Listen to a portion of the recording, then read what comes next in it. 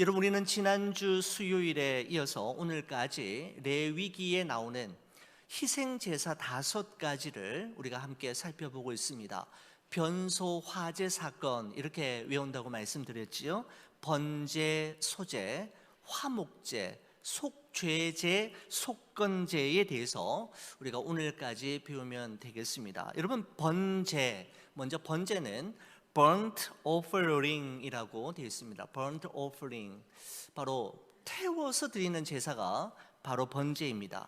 제물을 하나도 남기지 않고 완전하게 태워서 드리는 제사가 바로 번제인데, 하나님을 향한 온전한 순종과 헌신을 다짐할 때 드리는 제사가 바로 번제입니다. 번제의 가장 큰 특징은 흠이 없는 수컷으로만 사용되었는데, 바로 이것은 흠이 없으신 어린 양 예수 그리스도와 연결이 된다라는 말씀을 드린 적이 있습니다. 소제는 grain offering입니다. 바로 grain이라고 하는 것을 볼 때 곡물을 의미하는 것이죠. 곡식의 나라를 곱게 빻아서 가루로 만든 후에 유향과 기름을 섞어서 드리는 제사로서 5가지 희생 제사들 중에서 유일하게 동물의 피 흘림이 없는 제사가 바로 소제입니다. 소제를 하나님께 드릴 때에는 절대로 그 소제에 넣지 말아야 할 것과 반드시 넣어야 할 것이 있다라고 말씀을 드린 적이 있습니다. 바로 누룩과 꿀은 소제에 절대로 첨가되어서는 안 되지만, 이 소제에는 소금이 반드시 들어가야 된다라고 말씀을 드렸습니다. 넣음과 넣지 않음에 관한 이와 같은 명령은 하나님께 제사를 드릴 때 가장 중요한 것이 무엇인가 하면 바로 순종임을 말하고 있는 것이죠. 넣어야 할 것은 내 생각과 내 견해와 달라도 넣고, 넣지 말아야 할 것은 어떠한 이유에서든지 간에 말씀에 따라 넣지 않는 순종이 중요함을 소제가 우리에게 말씀해 주고 있습니다. 화목제는 fellowship offering입니다. 여러분, 이 화목제를 드리는 경우가 3가지였다고 합니다. 정말 하나님 앞에 간절히 기도했더니 기도가 응답되었을 때, 기대하지 않았던 큰 은혜를 입게 되었을 때 화목제를 드렸습니다. 하나님께 서원을 했는데 그 서원을 하나님의 도우심 가운데 완수했을 때, 다 감당했을 때 드렸고요. 또한 이 화목제는 특별한 이유가 있어서라기보다는 그냥 하나님의 은혜에 너무너무 감사하고 범사에 하나님께서 베풀어 주셨던 그 사랑과 은총에 감사할 때 사람들은 화목제를 드렸습니다. 이름이 화목제의 가장 큰 특징, 다른 제사와 구별이 되어지는 지점이 있다면, 여러분, 이 화목제는 제사를 마친 후에 제사장에게 그 고기의 일부를 준 후에 나머지 고기는 그 제물을 드렸던 제사자가 본인의 가족들이나 이웃들과 함께 나누어 먹을 수 있는 유일한 제사가 바로 화목제이었습니다. 화목제물을 드림으로써 하나님과의 수직적인 관계가 회복되어질 뿐만 아니라 사람들과의 수평적인 관계 또한 회복되어진다라고 하는 의미가, 이 음식을 사람들과 함께 나누는 모습으로서 나타내었던 것입니다. 바로 우리가 5가지 희생 제물 가운데서 우리가 이처럼 3가지 희생 제사들을 살펴보았고요. 마지막으로 2가지가 더 남았는데 바로 속죄제와 속건제입니다. 여러분의 교재 126페이지 상단에 보시면 이번 11과에서 다루게 될 신학적 주제를 이렇게 지연이가 기록하고 있습니다. 제가 한번 읽어보겠습니다. 속죄제는 하나님 앞에서 백성이 정결하게 되었음을 나타냅니다. 속건제는 다른 사람의 정당한 소유물을 상하게 한 사람의 죄를 사하고 그의 양심을 정결하게 하려고 드려집니다라고 되어 있습니다. 속죄제와 속건제가 조금 다른 차별화된 부분이 있는데 그 구체적인 내용은 우리가 본문 속에서 좀 더 살펴보도록 하겠습니다. 여러분, 그러면서 이 가스펠 프로젝트의 지은이가 제11과를 시작하면서 교재 126페이지 중반부에 보면 셰익스피어의 작품을 하나 소개하면서 시작합니다. 바로 그 유명한 맥베스라고 하는 이게 소설 극본입니다. 극본. 비극인데 4대 비극 중에 하나인데 맥베스라고 하는 내용을, 맥베스의 한 대목을 이야기하면서 시작하고 있는데, 여러분, 셰익스피어의 4대 비극이라고 하면 햄릿, 오셀로, 리어 왕, 맥베스, 이 네 권을 셰익스피어의 4대 비극이라고 합니다. 여러분, 다 한 번씩은 읽어보셨지요? 여러분, 이런 책들은 꼭 한 번은 읽어볼 만한 책임에 분명합니다. 여러분, 그 중에서도 맥베스에 대해서 이 지은이가 소개하고 있는데, 여러분, 저도 이 설교 시간에 이 맥베스에 대한 이 부분을 설교 때 소개한 적이 있었는데 이 책에서도 동일하게 기록하고 있는 것을 보게 됩니다. 여러분, 좀 더 그 내용을 조금 더 상세하게 말씀을 드리면은, 여러분, 이렇습니다. 맥베스의 이야기가 어떤 내용인가 하면요, 스코틀랜드의 최고의 전사였던 맥베스가 전쟁에 나가서 반란군들을 진압한 후에 본국으로 돌아오고 있을 때였습니다. 본국에 이제 곧 입성하게 될 즈음에 세 명의 마녀를 만나게 되는데, 이 세 마녀가 예언하기를, 맥베스가 이제 본국에 입성하게 되면 당신은 스코틀랜드의 영주가 될 것이고 머지않아서 스코틀랜드의 유일한 왕, 국왕이 될 것이다 라고 예언합니다. 말도 안 되는 세 마녀의 예언이었지만 이 맥베스가 스코틀랜드 본국에 입성하는 순간 어느 날 갑자기 한 마을을 다스리는 영주가 되는 것이죠. 세 마녀의 예언대로 되어지는 것입니다. 여러분, 그러자 이 맥베스가 빨리 두 번째 예언을 이루고 싶어서 그 욕망이 불타오르게 되고 자신의 부인과 공모를 해서 당시 스코틀랜드의 왕이었던 덩컨 왕을 자신의 집으로 초대한 후에 맥베스와 그의 부인이 그 왕을 칼로 살해하는 끔찍한 일을 저지르고 맙니다. 과연 세 마녀의 예언대로 맥베스는 스코틀랜드의 왕이 되었고 그의 부인은 왕비가 되었는데, 왕과 왕비가 된 이후에 맥베스는 악몽에 시달리게 됩니다. 그리고 그의 부인은 몽유병을 앓기 시작하는데 밤에 잠을 잘 수가 없는 것입니다. 밤에 밤잠을 이루지 못하고 이곳저곳을 배회하는데 어느 날 순간부터 외치기 시작하는 것이죠. 자신의 손에 피가 묻어 있고 피비린내가 난다고 외치면서 계속해서 손을 씻기 시작하는 것입니다. 밤만 되면 잠을 자지 않고 손을 계속해서, 손에 피가 날 정도로 계속해서 손을 씻는 것이죠. 바로 덩컨 왕을 살해할 때 자신의 칼로 그를 찔렀을 때 손에 묻어 있었던 그 피가 그 왕비를 괴롭히기 시작했던 것입니다.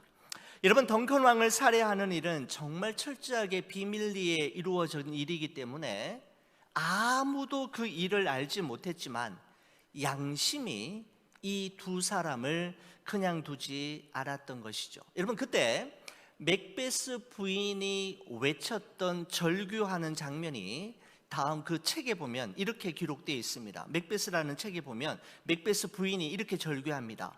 아직도 내 손에 피비린내가 나는구나. 얼마나 맑은 물로 씻어야 하는가. 아라비아의 모든 향수를 뿌려도 이 작은 손에서 나는 피냄새를 치워버릴 수 없구나 라고 하는 이 부분이 아주 맥베스의 유명한 문구입니다. 여러분, 죄로 말미암아 괴로워하는 한 인간의 모습을 셰익스피어가 아주 잘 보여주고 있는 것이죠. 죄는 맑은 물로 깨끗하게 씻고 최고급 향수를 뿌린다고 해서 씻겨지거나 없어지는 것이 아니지요. 아무리 모르게 은밀하게 지은 죄라 할지라도 자신의 양심을 속일 수는 없고 하나님의 눈을 피할 수는 없는 것입니다. 양심의 고통을 도저히 견뎌낼 수 없었던 이 맥베스 부인은 결국 그 책의 마무리에서 스스로 목숨을 끊게 되는 비극으로 이어지는데, 바로 셰익스피어의 4대 비극이 바로 맥베스라고 하는 이 책에 잘 기록되어 있습니다. 바로 인간은 자신의 힘으로는 죄의 문제를 해결할 수 없고 죄로부터, 양심의 외침으로부터 자유할 수 없음을 말하고 있는 것입니다. 여러분, 예수님께서 이 세상에 오시기 전에 하나님께서는 범죄한 이스라엘 백성들이 자신의 죄의 문제를 해결하고 하나님께로 나아갈 수 있는 길을 열어주셨는데, 그것이 무엇인가 하면 바로 5가지 희생 제사를 통해서였습니다. 이 제사를 통해 죄의 문제가 해결되어지고,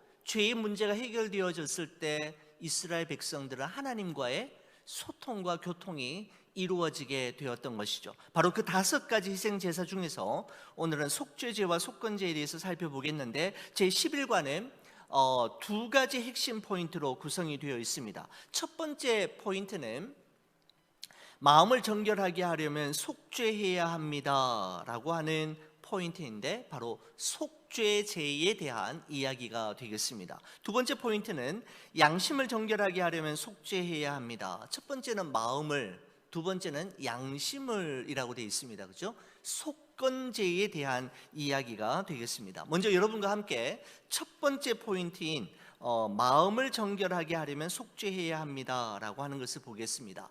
속죄제에 대한 이야기인데, 여러분, 속죄제를 영어로 표현할 때 이렇게 되어 있습니다. sin offering 이라고 되어 있습니다. sin, 죄에 대한 offering, 하나님 앞에 제물을 드리는 것을 이야기하죠.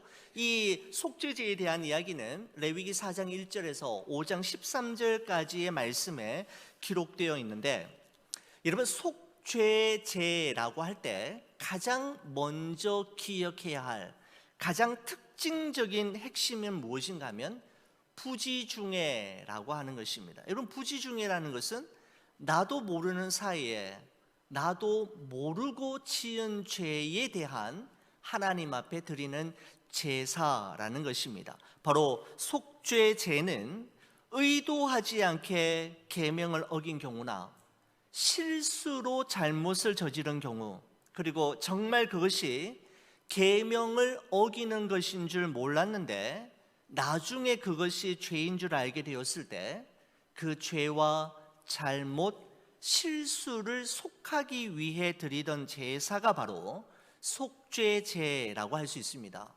여러분, 반면에 의도적으로 죄를 짓거나 고의로 잘못을 하고 또한 어떤 목적을 가지고 범죄했을 경우에는 제사를 드려도 사함을 받을 수가 없습니다. 고의로 했을 경우에는 그 사람이 이스라엘이든지 외국인이든지 간에 백성들 중에서 끊어지게 되었다라고 이야기하고 있습니다. 공동체에서 쫓아내거나 죽임을 당하는, 사형을 당하는 그런 것으로 이어지는 것이죠. 여러분, 속죄제의 핵심은 뭐냐면 부지중예입니다. 나도 죄인 줄 모르고 지은 것, 실수로 지은 죄에 대한 것입니다. 여러분, 부지중에 범한 죄까지도 철저하게 죄를 속해야 한다라는 것은 하나님께서 얼마나 죄를 싫어하시는가를 보여주는 것입니다. 여러분, 그러니까 고의로 죄를 짓고 죄인 줄 알면서 짓는 우리의 죄는 얼마나 큰 것인가를 우리가 미루어 추측해 볼 수도 있는 것이죠. 부지중에 짓는 죄까지도 철저하게 하나님께서 회개하게 하시는데, 고의로 짓고 그것이 죄인 줄 알면서도 짓는 죄에 대해서는 하나님께서 얼마나 엄중하게 그 죄를 보시겠는가라는 말씀입니다. 여러분 근데 그러니까 여러분 이 속죄제의 두 번째 특징이 있습니다. 두 번째 특징은 뭐냐면요, 영향력이 있는 사람일수록 더 비싼 제물을 제물로 드려야 했다라는 점입니다. 자, 여러분 속죄제는 죄를 지은 사람이 누구인가에 따라 하나님께 바쳐지는 제물의 종류가 달라졌습니다. 여러분 성경책 잠깐 한번 볼까요? 여러분 만약에 죄를 지은 사람이, 부지 중에 죄를 지은 사람이 제사장이라면 그 사람은 수송아지를 제물로, 속죄 제물로 드려야 했습니다. 여러분의 성경책 레위기 4장 말씀 한번 보시겠습니다. 4장 3절 말씀 한번 보시죠. 레위기 4장 3절입니다. 제가 한번 읽어보겠습니다. 만일 기름 부음을 받은 제사장이 범죄하여 백성의 허물이 되었으면 그가 범한 죄로 말미암아 흠없는 수송아지로 속죄 제물을 삼아 여호와께 드릴지니 라고 되어 있습니다. 기름 부음을 받은 제사장이 부지 중에 죄를 범하였으면 그는 수송아지를 드려야 했습니다. 여러분 그리고요, 이스라엘의 온 회중이 죄를 지었을 경우에도 수송아지를 드려야 했는데, 여러분 한번 보십시오. 4장 13절 14절입니다. 4장 13절 14절 보시면, 만일 이스라엘 온 회중이 여호와의 계명 중 하나라도 부지 중에 범하여 허물이 있으나 스스로 깨닫지 못하다가 그 범한 죄를 깨달으면 회중은 수송아지를 속죄제로 드릴지니 그것을 회막 앞으로 끌어다가 라고 되어 있습니다. 제사장과 이스라엘 온 회중이 죄를 지으면 수송아지를, 가장 비싼 제물이죠, 큰 그리고 비싼 수송아지를 속죄 제물로 드려야 했습니다. 여러분 그런데 족장이 죄를 지었을 경우에는 숫염소를 속죄 제물로 드려야 했습니다. 여러분 레위기 4장 22절입니다. 4장 22절 말씀 보시겠습니다. 23절까지인데요. 만일 족장이 그 하나님 여호와의 계명 중 하나라도 부지 중에 범하여 허물이 있었는데 그가 범한 죄를 누가 그에게 깨우쳐 주면 그는 흠없는 숫염소를 예물로 가져다가 속죄 제물로 드려야 된다라고 했습니다. 여러분 일반 평민이 죄를 지었을 때 좀 다릅니다. 27절 28절입니다. 레위기 4장 27절 28절 보시면, 만일 평민의 한 사람이 여호와의 계명 중 하나라도 부지 중에 범하여 허물이 있었는데 그가 범한 죄를 누가 그에게 깨우쳐 주면 그는 흠 없는 암염소를 끌고 와서 그 범한 죄로 말미암아 그것을 예물로 삼아라고 되어 있습니다. 여러분 제물 중에서도 수컷이 암컷보다 더 좋은 제물로 드려졌다라는 말씀을 드린 적이 있는데, 여러분 족장은 숫염소였는데 일반 평민들은 암염소였습니다. 일반 평민들이 드리는 게 여러분 또 하나 더 있었는데 32절 보십시오. 그가 만일 어린 양을 속죄 제물로 가져오려거든 흠없는 암컷을 끌어다가 라고 되어 있습니다. 평민이 죄를 지었을 때에는 그러니까 암염소 또는 어린 암양을 속죄 제물로 드렸습니다.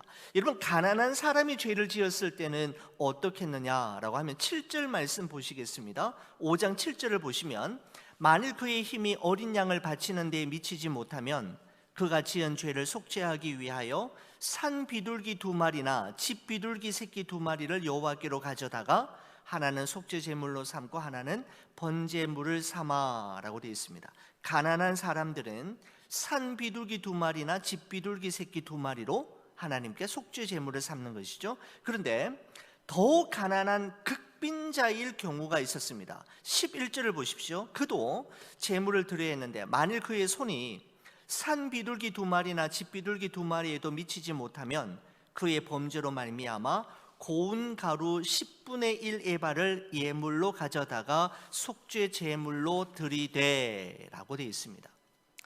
이런 바로 이 속죄제의 특징은 무엇인가 하면 그 사람이 어떤 죄를 지었는가 보다 더 포인트를 어디에 두고 있느냐 하면 누가 죄를 지었느냐에 더 무게의 중심을 두고 있는 것을 볼 수가 있는 것이죠. 여러분 먼저 우리는 이와 같은 사실을 통해서 먼저 우리가 알아볼 수 있는 것은 부하든지 가난하든지 지도자이든지 평민이든지 심지어는 극빈자이든지 간에 자신이 부지 중에 지은 죄를 깨닫게 되면 그가 어떠한 존재이든지 간에 반드시 죄 용서함을 받아야 한다는 점과 누구든지 간에 죄 용서함을 받는 길이 열려 있다라는 점이었습니다. 여러분, 그러니까 제사장에게만 죄 용서함을 받을 수 있는 길이 열려 있는 것이 아니라 가난한 자와 더 가난한 극빈자에게도 죄 용서함의 길이 열려 있다라는 사실을 우리가 먼저 발견할 수 있고요. 또 하나 말씀드리는 것은 앞서 말씀드린 대로 영향력이 있는 사람일수록 더 비싼 제물을 하나님께 드려야 했다라는 것입니다. 제사장과 온 회중은 수송아지를 속죄 제물로 드려야 했지만, 여러분, 가난한 자들은 산비둘기, 집비둘기 2마리, 더 극빈자들은 곡식을 빻아 만든 곡식 가루를 하나님께 속죄 제물로 드릴 수 있었습니다. 극빈자들에게 수송아지를 속죄 제물로 가져오라고 하나님은 요구하시지 않았던 것이죠. 하나님께서는 똑같이 죄를 지어도 그 공동체의 리더가 범한 죄와 실수에 대해서는 더 엄중하게 처리하시겠다라고 하는 의미가 담겨져 있는 것입니다. 여러분, 교회에 목사와 장로님들이 하나님 앞에 짓는 죄에 대해서는 하나님께서 더 엄중하게 그 죄와 실수를 물으시고 책임을 지우시겠다라고 하는 의미가 있는 것이죠. 리더일수록 더 하나님 앞에 겸손해야 하고 하나님 앞에 자신의 죄를 끊임없이 살펴야 하는 것을 말하고 있는 것입니다. 여러분, 그렇습니다. 더 영향력이 있는 사람, 더 높이 올라가는 사람이 되기를 구하기 전에 죄를 더욱더 두려워하고 거룩을 더욱더 추구하는 사람이 되기를 위해 기도하는 것이 더 중요함을 우리 말씀을 통해서 배우게 됩니다. 하나님은 우리가 더 영향력 있는 사람, 더 높이 올라가는 사람이 아니라 더 거룩한 사람이 되기를 원하신다라는 사실을 알게 되는 것이죠. 여러분, 속죄제를 통해서 우리는 뜻하지 않게 지은 죄와 악의가 없었거나 잘 몰라서 지은 죄라 하더라도 그것이 죄라는 사실을 인정하는 자에게 회복의 기회가 주어진다라는 사실을 배우게 됩니다. 여러분, 또 하나는 죄를 지은 사람의 형편이 비둘기 2마리 정도도 드릴 수 없을 정도의 극빈한 형편이라 할지라도 하나님은 속죄 제물을 면제해 주시지 않았다라는 것입니다. 너 너무너무 가난하니까 아무것도 없이 속죄 제물 없이 그냥 와서 드려도 돼 라고 하시지 않았다는 것이죠. 아무리 가난해도 고운 가루를 빻은 곡식 가루를 가지고 오더라도 하나님 앞에 반드시 제물이 있어야 하나님이 받으시는 제사가 되었다라는 것입니다. 아무리 어려운 자들의 형편을 배려하셨지만 반드시 그들도 속죄 제사를 드려야 했음을 말씀하는데, 바로 이것은 죄는 반드시 회개해야 한다라고 하는 하나님의 뜻과 의지를 반영하고 있다라고 보시면 되겠습니다. 여러분, 두 번째 포인트는 양심을 정결하게 하려면 속죄해야 합니다라고 하는 속건제에 대한 이야기를 우리가 잠시 한번 살펴보겠습니다. 여러분, 속건제라고 하니까 이 영어를 보니까 이렇게 표현하고 있습니다. 속건제는 guilt offering이라고 되어 있습니다. guilt offering. 여러분, 이 속건제에 대해서는 레위기 5장 14절에서 6장 7절까지 이렇게 기록이 되어 있는데, 영어 단어 guilt라고 하는 뜻을 제가 사전에 좀 찾아보니까 이런 의미가 있더라고요. 저는 일반적으로 죄책감, 그죠?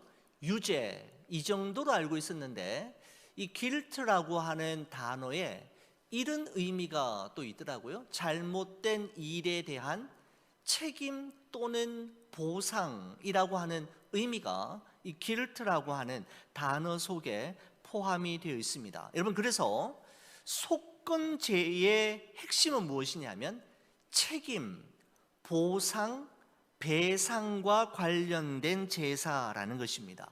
여러분, 레위기 말씀 한번 잠깐 보시겠습니다. 레위기 5장 16절 말씀을 한번 보십시오. 레위기 5장 16절입니다.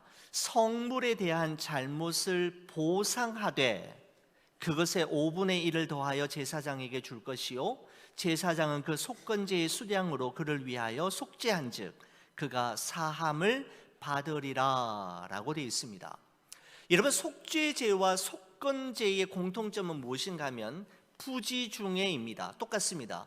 부지중해 잘못이나 실수를 하여서 누군가에게 경제적인 손해를 입혔거나 사람들과의 관계가 깨어지게 되었을 때 이를 배상하고 회복하기 위해 드리는 제사가 바로 이 속건제라고 할 수 있습니다. 먼저 피해를 입힌 것의 5분의 1, 그러니까 피해액의 20%를 더해서 배상한 후에 그 다음에 속건 제물로 숫양을 하나님께 드리는 것이었습니다. 배상을 먼저 하고 제사를 드리는데 어떻게 배상하는가 하면 원금에다가 20%를 더한 배상액을 상대방에게 주고 하나님 앞에 와서 속건 제물로 숫양을 하나님께 드리는 것이었습니다. 자, 여러분, 여기서 우리가 좀 한번 살펴보아야 할 것은 무엇인가 하면 배상이 먼저였는가 아니면 제물로 속건제를 드리는 것이 먼저였는가라고 하는 점인데, 여러분, 우리가 볼 수 있듯이 상대방에게 배상을 먼저 하고 하나님 앞에 와서 제물을 드리는 것이 순서이었습니다. 여러분, 저는 이 말씀을 묵상하면서 예수님이 마태복음 5장 23절 24절에 하셨던 말씀이 속건제와 연관이 되는 거였구나 라고 하는 것을 저는 사실 이번에 준비하면서 처음 알게 되었습니다. 5장에 보면 이렇게 예수님이 말씀하신 적이 있습니다. 그러므로 예물을 제단에 드리려다가 거기서 내 형제에게 원망을 들을 만한 일이 있는 것이 생각나거든 예물을 제단 앞에 두고 먼저 가서 형제와 화목하고 그 후에 와서 예물을 드리라 라고 하는 예수님의 말씀이 있으셨잖아요. 여러분, 이 말씀을 하실 때 예수님은 무엇을 염두에 두고 먼저 염두에 두셨는가 하면 속건제를 염두에 두시면서 말씀하신 거구나 라는 말씀입니다. 여러분, 하나님께 제사하는 것, 하나님께 예배 드리는 것이 너무너무 중요하지만 예배를 드리려다가 형제에게 원망을 들을 만한 일이 생각이 나면은, 여러분, 여기서 생각난다라고 하는 것은 성령께서 우리에게 생각나게 하는 사람, 갑자기 떠오르게 하는 사람이 있으면 그냥 무시하지 말고 예배 드리기 전에 먼저 그 형제와 화목하고 와서 예물을 드려라, 제사를 드려라 라고 말하는 것입니다. 다시 말씀드리면 하나님께 예물을 드리기 전에 형제에게 배상할 것이 있다면 먼저 그 형제에게 그 부분을 배상하고 화해한 후에 하나님께 예물을 드린다면 바로 그게 속건 제물로 하나님이 받으시는 제사가 된다라는 것입니다. 여러분, 이 말씀은 하나님께만 용서를 구하고 죄를 고백하는 것으로 끝날 것이 아니라 내가 잘못한 사람, 내가 실수한 사람에게도 반드시 용서를 구하고 그 사람과 화해가 이루어져야 그 사람이 드리는 예배를, 제사를 받아주시겠다라는 것입니다. 그죠? 우리는 하나님께만 죄 용서 구하고 하나님과의 관계만 회복되면 되지라고 생각하는데, 여러분, 제사법에서는 그렇지 않습니다. 하나님께 예배 드리기 전에 그 사람과 얽혀 있는 문제가 먼저 해결이 되어야 함을 말씀하고 있는 것이죠. 그래서 배상이 먼저이고 그 다음에 제사가 후자로 따라오는 것임이 참 독특한 제사법임을 볼 수가 있습니다. 여러분, 에베소서 2장 8절 말씀도 생각이 났습니다. 거기 보면 이런 말씀이 있습니다. 너희는 그 은혜에 의하여 믿음으로 말미암아 구원을 받았으니 이것은 너희에게서 난 것이 아니요 하나님의 선물이라라고 하는, 여러분 우리가 반드시 외워두어야 할 너무너무 귀한 말씀이죠. 요한복음 3장 16절과 더불어서 그리스도인들이 반드시 기억해야 할 말씀이 바로 에베소서 2장 8절 말씀입니다. 무엇인가 하면 우리의 구원은 우리의 힘과 노력 여하에 의해 가부가 결정되어지는 것이 아니라 전적인 하나님의 선물이라는 것입니다. 여러분, 구원이 하나님의 선물이다라고 하는 것은 우리의 구원을 위해서 우리가 한 일은 아무것도 없다라고 하는 의미입니다. 여러분, 여기서 우리가 아주 중요한 사실을 기억해야 하는데, 우리의 입장에서 본다면 우리의 구원은 전적인 하나님의 선물이고 하나님의 은혜로 값없이 받은 것이지만, 하나님의 입장에서 본다면 우리의 구원을 위해 하나님은 엄청난 값을, 엄청난 배상금과 보상금을 지불하시고 우리를 구원하신 것인데, 바로 그 보상금과 배상금이 무엇이냐면 당신의 아들, 독생자 예수 그리스도입니다. 바로 이 말씀 또한 속건제와 연관이 있는 말씀임에 분명한 것이죠. 바로 여러분과 저의 생명의 가치는 바로 예수 그리스도임을 말씀하고 있는 것입니다.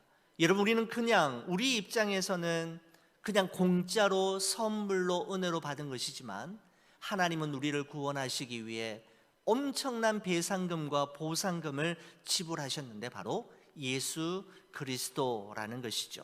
자, 여러분, 이렇게 우리가 속죄제와 속건제를 우리가 잠깐 이렇게 살펴보았고요. 여러분, 이 가스펠 프로젝트 11과에 보시게 되면은 핵심 교리가 여러 가지가 나오는 것을 볼 수가 있습니다. 속죄론에 대한 4가지 이론들을 소개하고 있는데, 여러분 교재 128페이지에 보시면은 도덕적 감화설이라고 하는 게 있습니다. 130페이지에 보시면 통치설이라고 하는 게 나오죠. 그 다음에 132페이지에 보시면은 속전설이라고 하는 것이 나오고요. 133페이지에 보면은 만족설이 소개되고 있는데, 여러분 너무너무 어려운 내용입니다. 그 본문만 보셔가지고는 이게 도대체 무슨 의미인지 잘 이해하시기가 힘드실 것 같습니다. 여러분, 이 속죄론에 대한 4가지 이론만 있는 것이 아니라, 제가 신학교 다닐 때 저희 신학교에서 배웠던 조직신학은 벌코프의 조직신학이었습니다. 그 책이 보면 아주 두껍습니다. 1000페이지가 넘는 두께의 깨알같이 적혀있는 조직신학 책이 있는데, 제가 한번 오랜만에 그 책을 한번 찾아봤어요. 속죄론에 대해서 보니까 우리 여기 지금 가스펠 프로젝트에 나와 있는 4가지 이외에도 다른 속죄론들이 있는데, 이를 기록이 되어 있죠. 갱신설, 모범설, 신비설, 회개설이라고 하는 것이 있는데, 여러분이 하나의 이론마다 얼마나 내용이 많고 또 이해하기가 어려운 부분들이 참 많이 있습니다. 1세기 초대교회 때부터 해서 16세기 종교개혁에 이를 때까지 속죄론에 대한 성경학자들의 다양한 이론들을 볼 수가 있는데, 그 이론들을 저도 다 이해를 못했고 우리가 다 이해할 필요도 없을 것 같습니다. 단지 이것만 하나 알면 되겠습니다. 속죄론은 오직 예수 그리스도의 대속의 죽음으로 우리는 죄사함을 받고 하나님의 자녀가 되었다라고 하는 이 하나의 사실이 속죄론의 가장 중요한 내용이고, 그 외의 설들은 그거에 대한 여러 가지 해석들이 그 시대마다 받아들여지기도 하고 받아들여지지도 않고 있어 왔던 것이 바로 속죄론에 대한 역사입니다. 그냥 한번 여러분 책에 거 한번 읽어보시는 것으로 그렇게 넘어가셔도 될 것 같습니다. 여러분 교재 134페이지에 있는 마지막 결론 부분을 보시면은 이렇습니다. 이 세션에서 공부한 2가지 제사는 죄로부터 정결하게 함을 상징하는 피의 속죄가 무엇을 성취했는지를 이해하게 해줍니다. 속죄제는 하나님 앞에서 백성이 정결하게 됨을 대변합니다. 속건제는 다른 사람의 정당한 소유물을 상하게 한 죄를 고백하고 그 죄를 범한 자의 양심을 정결하려고 드려집니다 라고 되어 있죠. 여러분, 그러면서 맨 하단에 그리스도와의 연결이라고 하는 부분이 있는데, 우리 이 부분은 저와 함께 같이 읽으시면서 오늘 과를 좀 마치도록 하겠습니다. 같이 한번 읽어보겠습니다. 속죄제와 속건제가 가리키고 있는 대상은 그리스도이십니다. 그분의 사역은 우리의 마음을 순전하게 하고 우리의 양심을 정결하게 하며 우리를 자유롭게 해서 하나님의 영광을 위해 선한 행동을 하게 합니다 라고 되어 있습니다.